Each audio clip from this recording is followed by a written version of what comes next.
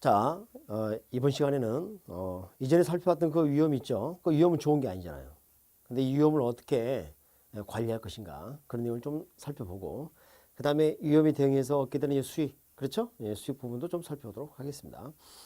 일단은 위험한 것은 좋은 게 아니니까 무조건 이걸 피하겠다. 이것은 또 바람직하지 않습니다. 왜 그렇습니까? 투자라는 것은 위험을 감수하는 행위이기 때문입니다. 첫 번째 언급하는 게 위험 회피인데요. 자, 위험의 관리. 자, 위험의 관리. 위험의 관리는 어떻게 할 수 있을까? 첫 번째가 위험의 회피입니다. 위험의 회피. 두 번째가 위험을 그대로 보유하는 거죠.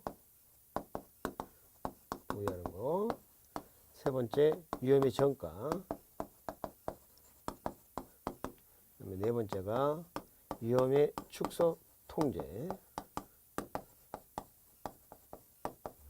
이렇게 좀 나누어서 이해할 수가 있어요. 자, 그런데 아까 말씀드린 것처럼 위험을 회피하는 거. 아예 그러니까 위험을 제외하는 겁니다. 위험한 투자는 제외해버리자.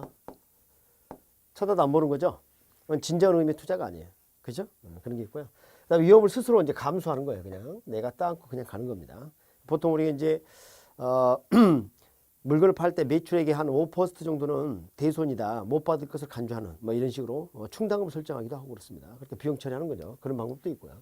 위험이 전가인데요. 이게 좀 주의해야 될 거예요. 위험이 전가라는 것은 떠넘긴 겁니다. 떠넘김. 그러니까 내가 부담할 위험을 남에게 떠넘긴 스타일을 위험이 전가라 그래요. 착각하면 안 되는 게 위험이 사라진 게 아니에요. 위험이 사라진 게 아닙니다. 그래서 아까 이런 얘기 좀 한 적이 있었습니다. 물가 상승하면 화폐 가치가 하락한다 그랬죠. 그럼 대출자는 이자를 올리려 한다 그랬죠. 여러분이 상식적으로 알고 있는 거 한번 생각해 봅시다. 대출을 받을 때 고정금리가 있고 변동금리가 있다는 거죠. 상환한 기간 동안 이자리 고정돼 있으면 고정금리, 중간에 변화가 가능하면 변동금리 이렇게 되는 거죠. 그래서 만약에 고정금리가 아닌 변동금리로 대출자가 대출을 해줬다면 중간에 물가 상승하거나 이렇게 해서 화폐 가치가 하락하고 이런 게 있다면 이것을 이자리 반영할 수가 있어요. 그러면 대출자가 안게 될 위험을 돈을 빌려가는 차입자에게 떠넘긴 스타일이에요. 이런 걸 뭐라 그래? 위험이 전가라고 그래요. 위험이 사라진 거예요? 떠넘긴 거예요? 떠넘긴 거죠. 자, 그 다음에 이제 사실은, 이제 출제되는 것은, 이제 물론 이제 뭐 이런 거, 좀 영어로 좀 몇 번 등장했고요. 사실 이게 중요합니다, 이게. 위험의 축소 통제. 위험의 축소 통제의 이제 내용들이 우리에게 이제 출제가 좀 되는데, 뭐 요우술 이야기도 좀 배워야 되고 앞으로 그 다음에 이제 이런 것도 배워야 합니다. 포트폴리오 이론도 배워야 돼요. 분산 투자. 그래서 포트폴리오 이론을 통해서 우리 위험을 최소화하는 그런 기법을 좀 배우게 될 겁니다.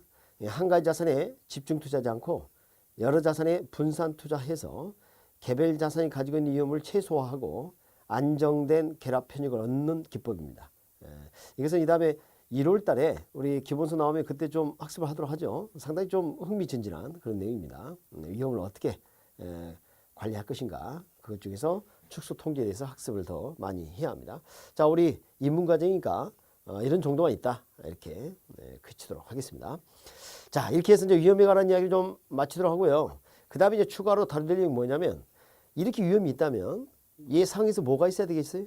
수익이 있어야 되겠죠. 그래서 수익에 관한 이야기를 좀 하도록 하겠습니다. 그래서 여러분 교재 보니까 56쪽에 수익률 이게 나와 있어요. 수익률. 자, 한번 보도록 하겠습니다.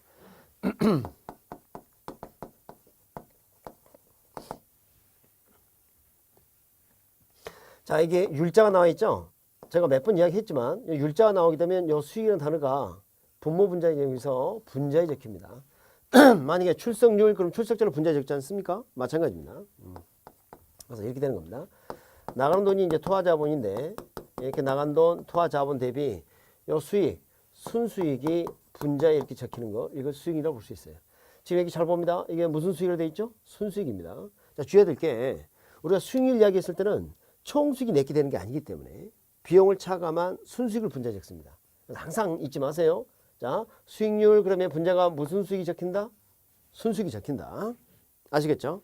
자, 그래서 자, 이겁니다. 내가 투자한 돈에 대해서 앞으로 비용 빼고 경비 빼고 얻게 된 순수익이 차지하는 비율이 수익률입니다. 그런데 말이죠. 이 투하 자본이 무엇이냐? 따라 또 이 순수익이 뭐냐에 따라 이렇게 좀 나눠져요. 그러니까 투자자본 이런 게 있어요. 내 돈, 남의 돈이 다 들어가면 종합자본 그랬어요. 그리고 얻게 된 순수익이 적히면 종합자본 환원율. 자, 내 돈, 자기 자본이죠. 자기 자본에 투자에 따른 순수익 차지하는 비율, 자기 자본 수익률. 남의 돈, 타인 자본에 따라 그들이 얻게 되는 수익은 타인 자본 수익률 이렇게 될 겁니다. 그래서 투자자본이 뭐냐에 따라서 이렇게 또 나눌 수가 있고요. 그 다음에 이 순수익이 어느 순수익을 적었느냐에 따라서 또 나눌 수가 있습니다.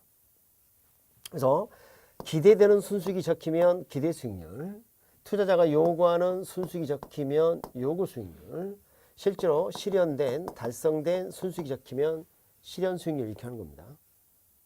그래서 여기서 하나씩 좀 살펴보도록 하죠. 자, 첫 번째 기대 수익률입니다. 기대 수익률이에요. 그리고 두 번째가 요구 수익률, 세 번째가 실현 수익률. 자, 이렇게 율자가 적혔어요. 그렇죠? 율자 적혔어요. 그럼 앞에 있는 단어가 분자에 적혀요. 근데 기대 수익률이란 앞에 기대가 붙었죠? 그러니까 이런 이야기입니다. 자, 투자를 했는데 투자에 따른 앞으로 기대되는 순수익이 차지하는 비율, 이게 기대 수익률입니다. 그럼 요구 수익은 뭘 것 같아요? 내가 투자를 했을 때 적어도 투자자가 요구하는 수준에 요구하는 순수익이 차지하는 비율, 이게 요구 수익률입니다. 그럼 실현 수익률은 뭘까요? 투자를 하고 난 다음에 실현된 순수익이 차지하는 비율입니다. 실제로 달성된 순수익이 차지하는 비율. 자, 그럼 생각해봐요. 실현 수익률은 내가 지금 투자를 하고 바로 알 수 있는 거예요? 아니에요? 아니에요. 한참 뒤에 알 수 있다. 그러니까 투자 다 끝난 다음에 알 수 있다 이 말이에요. 그래서 실현 수익률은 사후적 수익률이다 또는 역사적 수익률이다 이렇게 표현할 수가 있어요. 그럼 우리가 투자 의사결정을 할 때는 기대 수익률과 요구 수익을 가지고 투자 결정을 합니다. 그래서 투자 결정 기준으로 삼는 것은 이 두 놈이란 거죠. 두 놈. 자, 한번 생각해 봅니다. 간단해요. 내가 투자자인데 내가 요구하는 수익률이 예를 들어서 10%예요. 근데 그 사업에 기대되는 수익률이 20%예요. 20%. 어때요? 할만하죠? 투자할 만하죠? 자, 그렇습니다. 그 이제 투자 결정 기준으로 이렇게 쓰는 겁니다. 자, 이 다음에 우리가 1월달에 되게 되면 기대의 수익률은 미래에 들어오는 기대되는 순수익이 차지하는 비율이에요. 그래서 확정적이지 않기 때문에 확률로 가중평균하는 방법을 취합니다. 그렇게 해서 기대 수익률을 계산해요. 그래서 이 기대 수익률 계산 기법은 그때 가서 하더라고요. 생각보다 간단합니다. 확률을 반영하는 것 뿐이에요. 그래서 이 다음에 그걸 배우도록 하고요. 당장 이번 입문과정에서 중요한 게 뭐냐면 요구 수익률이에요. 투자자가 이 요구하는 순수익이 차지하는 비율이라고 볼 수 있는 요구 수익률은 어떠한 내용을 담고 있을까? 이걸 좀 이해를 해보자고요. 자, 한번 들어봅니다. 내가 10억을 가지고 있는데 친구가 A라는 사업에 투자해라고 합니다. 그럼 여러분 이제 생각을 해볼 겁니다. 자, 친구가 제안한 A 사업에 투자하지 않고 요 10억을 은행에다 그냥 맡겨놓게 된다면 나는 정기 예금 이자 정도는 받을 수 있을 텐데. 그렇겠죠? 그렇다면 친구가 제안한 사업에 투자를 할 때 나는 이런 생각을 해야 할 겁니다. 야, 은행에 넣어놨을 때 받게 되는 정기 예금 이자 정도는 받을 수 있는 거니? 라고 물어봐야 합니다. 맞죠? 그렇죠. 그게 이제 요구 수익의 첫 번째 구성 항목이에요. 그런데 말이죠. 은행에다 맡겨놓은 이 원금은 거의 사라지지 않아요. 물론 이제 은행도 부도가 날 수 있지만 다른 어떤 투자보다 위험이 없는 적은 그런 대상이 되는 겁니다. 그래서 리스크 프리라고 합니다. 무위험 수익률이라고 볼 수 있어요. 그래서 인간이 사는 이 지상에는 무위험한 것은 단 하나도 없어요, 사실은. 그렇지만 여러분 이해를 돕기 위해서 굳이 이야기를 한다면 정기예금 이자라든지 나라가 발행한 국채라든지 또는 공채, 국공채, 뭐 수익이라든지 이런 것들은 위험이 가장 적은 겁니다. 그래서 거의 무위험에 가깝다 해서 우리가 그냥 무위험 수익률의 하나의 사례로 많이 이야기를 합니다. 근데 말이야, 여기서 그치면 안 됩니다. 생각해 보죠. 친구가 제안한 사업은 원금 손실 가능성이 있는 거 아닙니까? 맞죠? 회수가 안 될 수도 있다는 겁니다. 그러면 나는 요구를 더 해야 합니다. 자, 생각해 봅니다. 위험 수익 상세 관계 들어봤나요? 들어봤죠? 자, 봐요. 위험이 커질수록 그에 상해서 수익이 뭐예요? 높아져야 돼요. 근데 지금 이게 투자하니 위험하다. 그럼 그에 대한 보상도 요구를 해야죠. 그래서 이것을 리스크 프리미엄, 위험 할증률이라고 합니다. 자, 여기서 그칠까요? 또 있습니다. 자, 내가 이제 10억을 빌려주고 난 다음에, 아니, 투자를 하고 난 다음에 나중에 10억 원금을 회수했어요. 그런데 말이죠. 그 사이 물가가 올라버렸네. 그럼 봐요. 투자할 당시 10억과 나중에 회수했을 때 10억은 가치가 다르잖아요. 가치 하락분에 대한 보상을 요구해야 합니다. 그래서 예상 인플레이션율만큼 요구를 해야 되겠습니다. 방금 언급한 이 세 가지 필기해보죠. 그래서 요구 수익률은 이렇게 나눌 수 있다는 거죠. 무위험 수익률, 무위험 수익률, 그리고 위험 할증률. 하나 더, 예상 인플레이션율.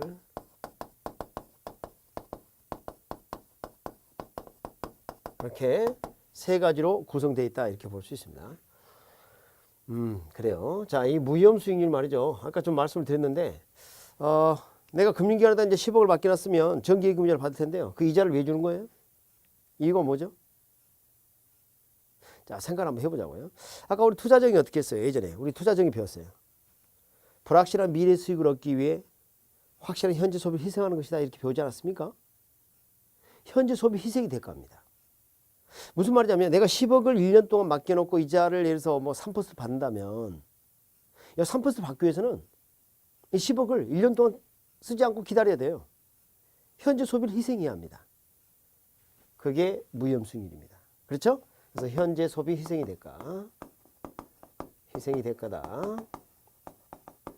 그리고 이것은 곧 시간 비용이다. 이렇게 이해할 수 있고요. 그렇죠? 네, 그리고 이것은 그 예를 든다면 뭐 정기예금이자라든지 국공채 수익률 정도 이런 정도로 이해하시면 돼요. 한 번 더 말씀드리겠습니다. 기본적으로 인간이 개입되고서 위험하지 않은 것은 단 하나도 없습니다. 그렇지만 그나마 이런 것들이 무위험률과 가깝기 때문에 예를 드는 겁니다. 자, 위험 할증률 보도록 하겠습니다. 이것은 뭐에 대한 내용일까요? 왜 위험 할증을 요구하는 겁니까? 불확실성에 대한 대가입니다. 불확실성의 대가. 다시 말하면 위험 비용이 되겠습니다. 위험 비용.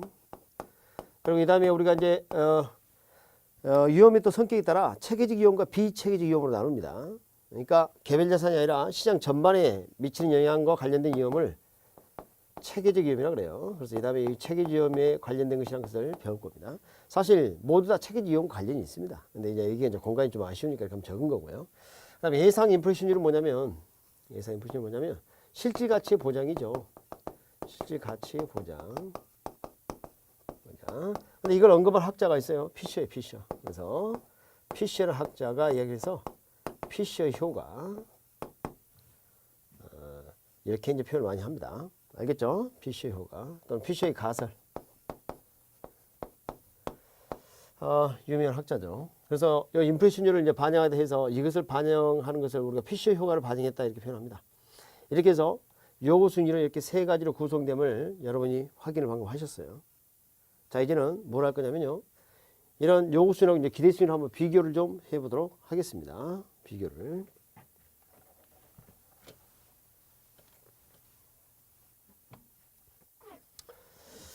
첫 번째 기대 수익률하고요. 요구 수익률을 비교했는데 만약에 요구 수익률이 10%인데 기대 수익률은 20%라고 한번 쳐보죠. 이런 상황이죠. 내가 지금 요구하는 수익률보다 이 사업의 기대 수익률이 더 높죠. 그럼 투자한다 안 한다? 한다. 투자를 채택하고요. 투자를 채택하거나 또는 투자를 또 늘리거나 이렇게 됩니다. 당연한 얘기죠. 그 다음에 말이죠. 이런 경우를 한번 생각해 보도록 하겠습니다.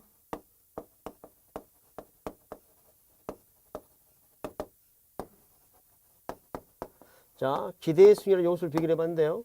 요구수는 여전히 이제 10% 치고요. 기대 수익률이 5%로 쳐봅시다. 자, 내가 요구하는 수익률이 10%인데 이 사업의 기대 수익률 5%밖에 안 돼요. 투자해야 안 해요? 안 하겠죠. 그래서 투자를 기각하거나, 그렇죠? 있는 투자를 줄일 가능성이 있습니다. 맞습니까? 그럴 가능성이 있어요. 자, 이런 경우는 어떻게 될까요?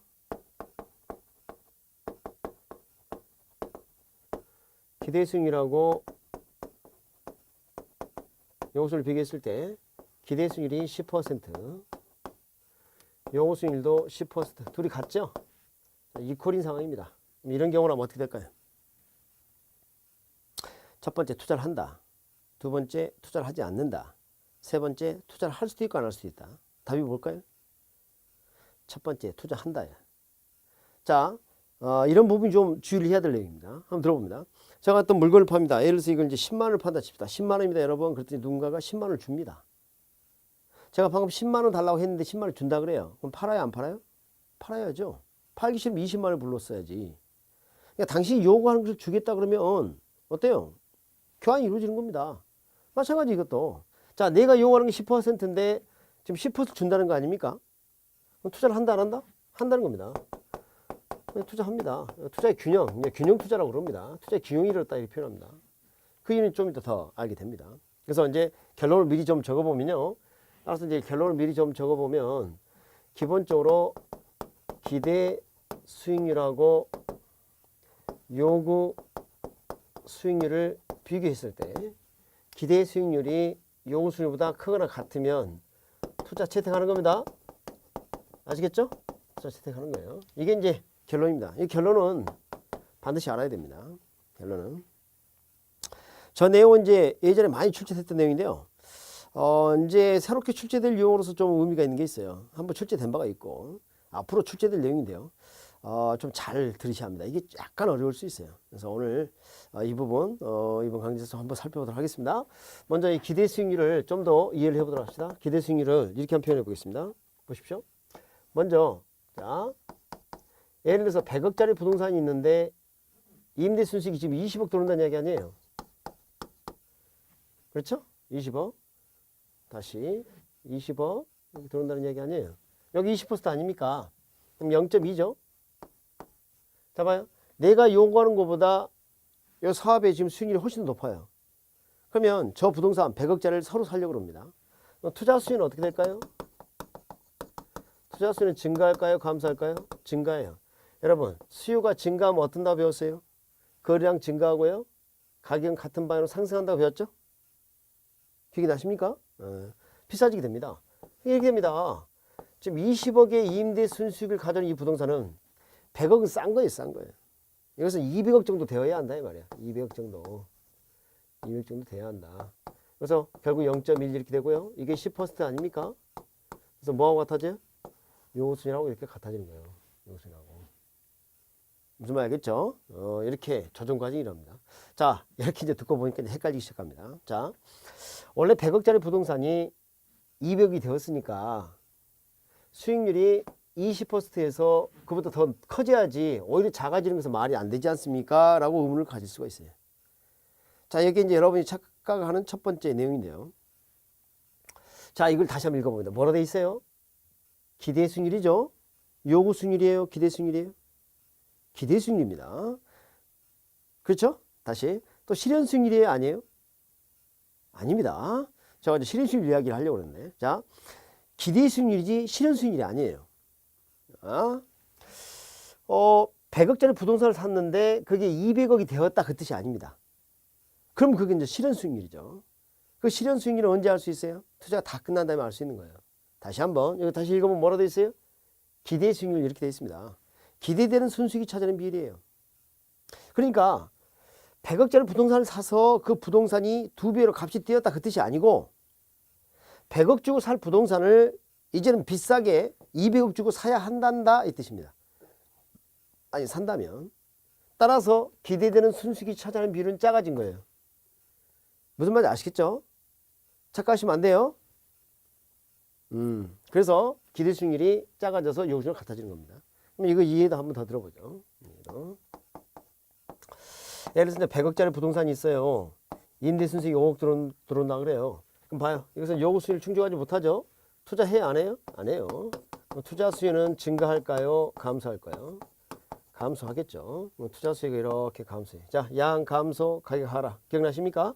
자, 이렇게 되는 거죠. 자, 임대 순수익 5억을 가져오는 이 부동산은 100억은 너무 비싼 거예요. 지나치게 비싼 겁니다. 저런 것은 50억 정도 되어야 타당하다 이렇게 되는 겁니다. 0.1, 10% 이렇게 되어서 이게 뭐예요?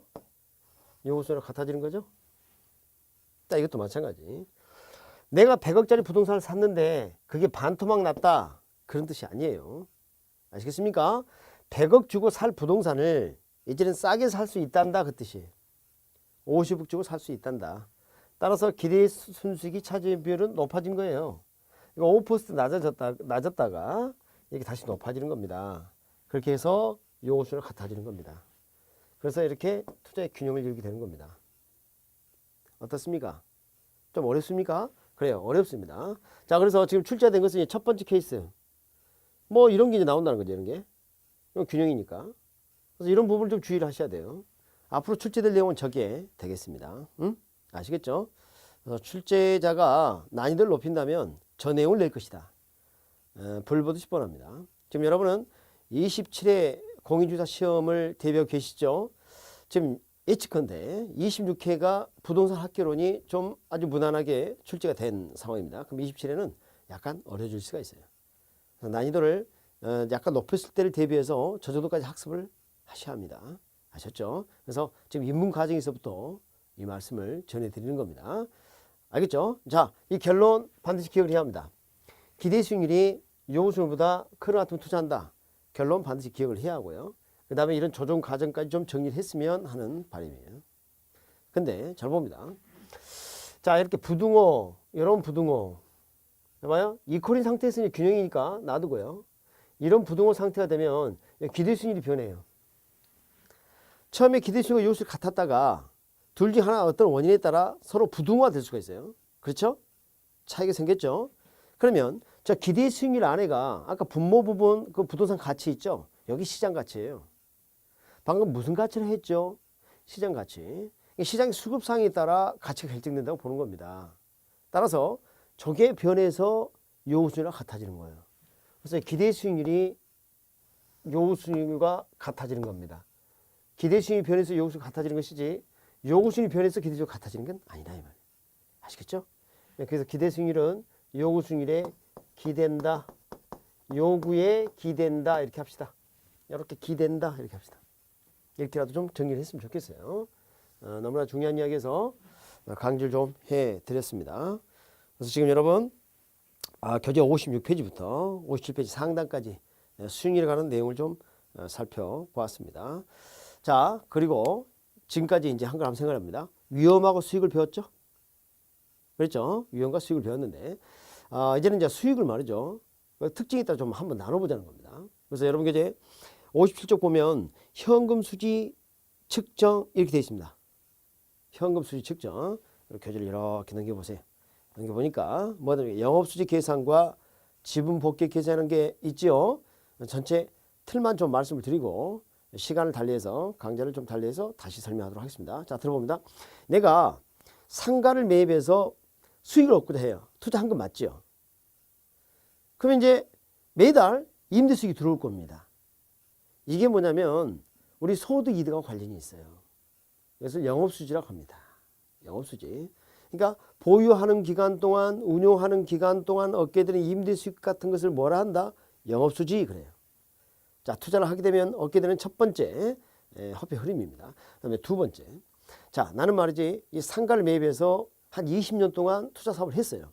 임대 수익을 얻어왔는데 이제는 부동산 사업 이제 그만하려고 그럽니다. 그럼 어떻게 합니까? 상가 매각해야죠. 그렇죠? 그럼 처음에 20억 주고 샀는데 20억이 다 회수됐으면 좋겠지만 그렇지 않을 수도 있고요. 또 운이 좋다면 이런 경우도 있습니다. 20억 회수하고 되팔았더니 2억을 더 받았어요. 그러니까 뭐예요? 22억에 팔렸다는 얘기죠. 그럼 2억은 뭐예요? 양도 차익이죠. 자본이득이죠. 그래서 이것까지 포함해서 22억 전체를 뭐라고 부르냐면 이제 비용은 뺐다 치겠습니다. 지분복귀를 합니다. 지분복귀. 그래서 지금 유형과 수익을 이렇게 배웠는데 수익을 구체로 그 내용에 따라 둘로 나눠볼 수가 있다. 첫 번째, 보유, 운용하는 기간 동안 얻게 되는 영업수지와 그 다음에 두 번째, 기간 말 처분 시점에 얻게 되는 지분복귀. 이 두 가지 매우 중요합니다. 그래서 시간을 달리해서 이 부분을 또 집중 살펴보도록 하겠습니다.